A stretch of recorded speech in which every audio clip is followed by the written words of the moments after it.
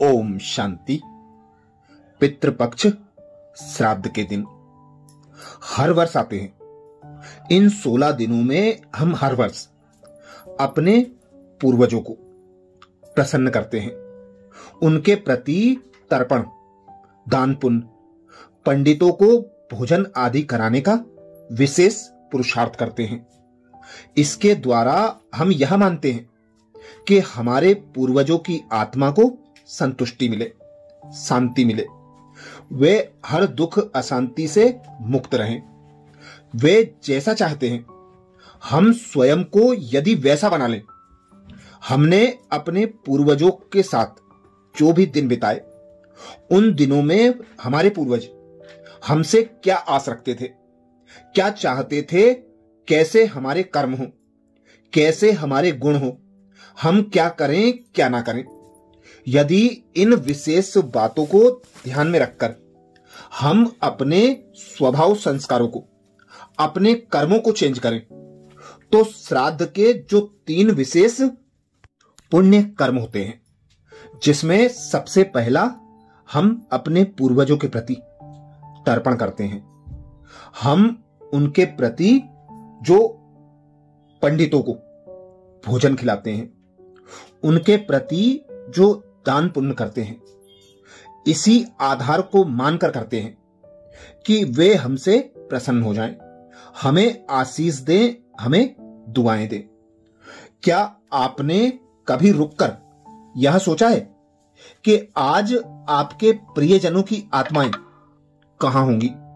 जब हम श्राद्ध मनाते हैं, एक ऐसा समय जब हम उन्हें याद करते हैं जो इस संसार से जा चुके हैं, तो यह गहराई से चिंतन करने का भी अवसर होता है। ये आत्माएं अपनी अगली यात्रा में क्या लेकर जाती होंगी। और इससे भी अधिक महत्वपूर्ण बात यह है कि जब आपकी बारी आएगी तो आप अपने अगले जीवन में क्या लेकर जाएंगे।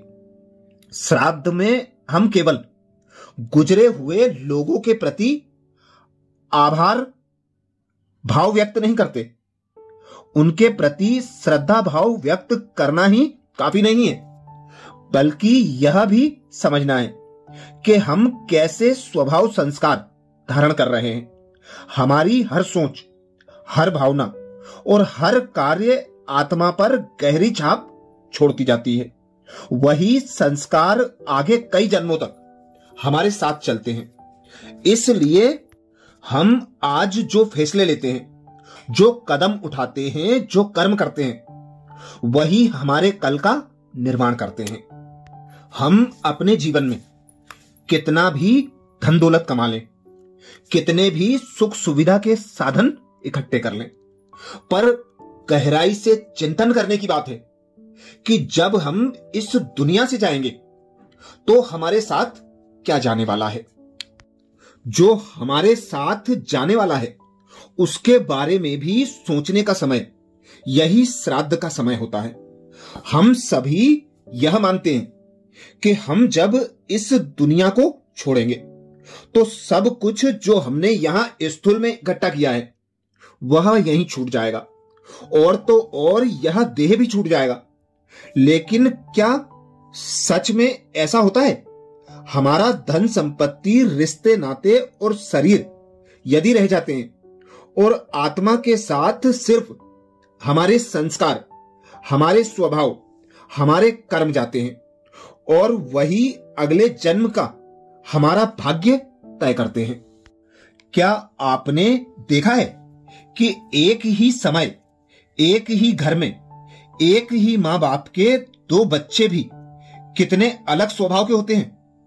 एक शांत और सुशील होता है, जबकि दूसरा जल्दी गुस्सा करने वाला और विपरीत स्वभाव का होता है।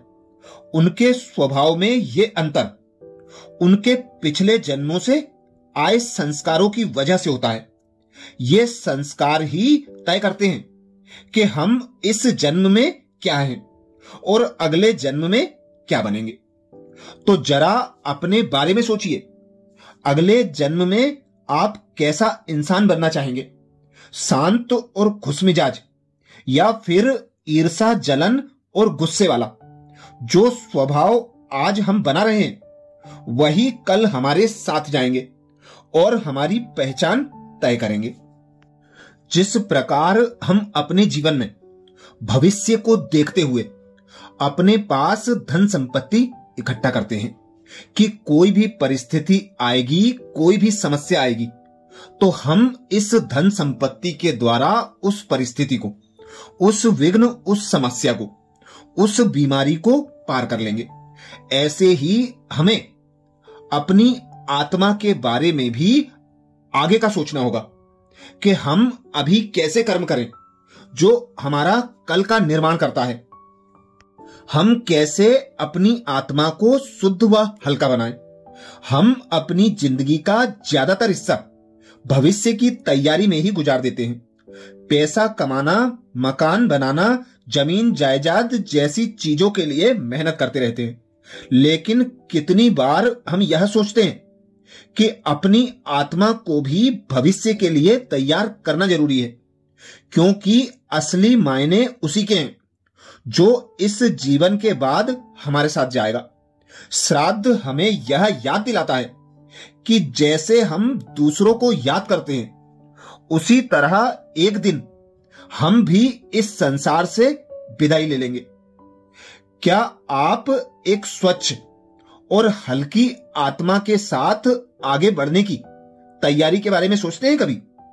या फिर आप अब भी क्रोध, नाराजगी या लगाव को थामे हुए हैं जो अगले जीवन में आपको भारी कर देगा? तो जरा अपने बारे में सोचिए। अगर आपके पास जीने के लिए सिर्फ 4 घंटे बचे हों तो आप क्या करेंगे? क्या पुराने झगड़ों और शिकवों शिकायतों को पकड़े रखेंगे या फिर उन्हें जाने देंगे? श्राद्ध, नवरात्रि और दिवाली तीनों ही हमें यही संदेश देते हैं कि हम मन आत्मा को शुद्ध और हल्का रखें। जब तक हम पुराने बंधनों को नहीं छोड़ेंगे तब तक हमारे जीवन में शांति और दिव्यता नहीं आ सकती। तो अब इन श्राद्ध के विशेष दिनों में स्वयं को मोह और लगाव से मुक्त करें, हल्के, न्यारे प्यारे बन जाएं। जब कोई दुनिया छोड़कर जाता है तो हम अक्सर सोचते हैं वो अपने साथ क्या लेकर गया। उस पल हमें थोड़ा वैराग्य सा महसूस होता है, पर असली वैराग्य सिर्फ उस एक पल की भावना नहीं बल्कि जीने का तरीका है। इसका मतलब है अपने मन को हल्का रखना और भावनाओं के बंधन से आजाद होना। हकीकत यह है कि हम में से ज्यादातर लोग बहुत सारी चीजें पकड़े रखते हैं, पुराने गिले शिकवे, दर्द, यहां तक कि छोटी छोटी नोकझोंक भी। एक औरत की कहानी है जो अपना शरीर इसलिए नहीं छोड़ पा रही थी क्योंकि उनका मन गोलगप्पे अर्थात पानी पूरी खाने के लिए तड़प रहा था। यह बताता है कि हमारी आसक्तियां कितनी ताकतवर हैं, चाहे वे कितनी ही छोटी क्यों ना लगे। सच्ची आजादी हमें तभी मिलेगी जब हम इन आसक्तियों और लगावों को जीते जी छोड़ दें। जब आत्मा शरीर छोड़ने वाली हो तो वह हल्की होनी चाहिए, बिना किसी अधूरे कार्य या भावनात्मक बोझ के। हमारी आखिरी घड़ियां शांति और संतोष से भरी हों, न कि अधूरे हिसाब किताब की चिंता से भारी।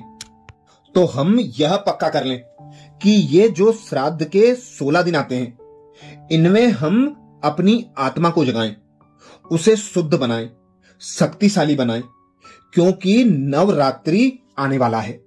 नवरात्रि में देवीय शक्ति की आराधना होती है। इन दिनों में हम अपनी आत्मा को शक्तिशाली बनाकर अन्य आत्माओं को शक्ति प्रदान कर सकते हैं। नवरात्रि का यह समय हमारे लिए एक अवसर है अपने भीतर झांकने और पुराने संस्कारों को शुद्ध करने का।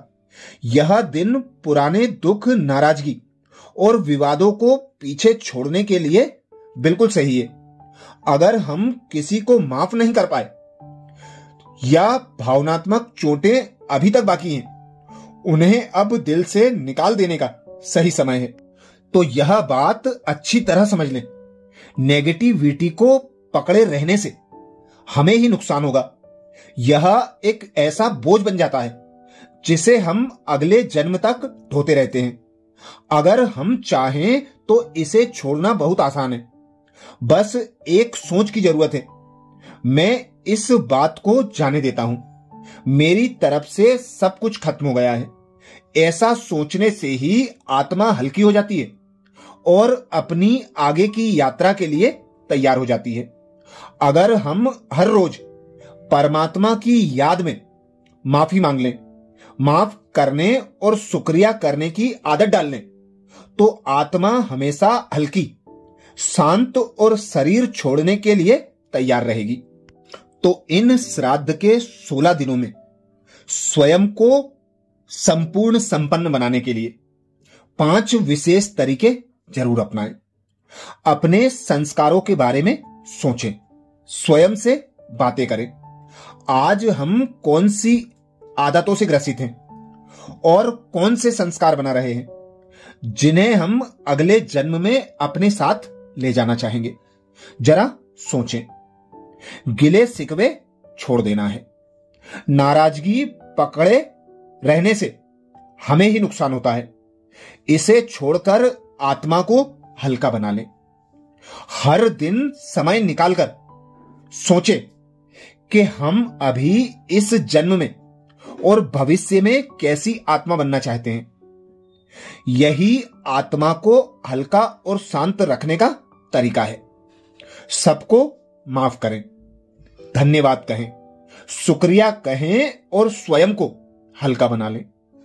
नवरात्रि की तैयारी करें। मन और आत्मा को हल्का, शुद्ध करने के लिए पवित्रता, प्यार और शांति से भरपूर रहें। तो ऐसी तैयारी हमें श्राद्ध के विशेष दिनों में कर लेनी चाहिए, जो हमारी भी अगली यात्रा तय करेगी। अच्छा, ओम शांति।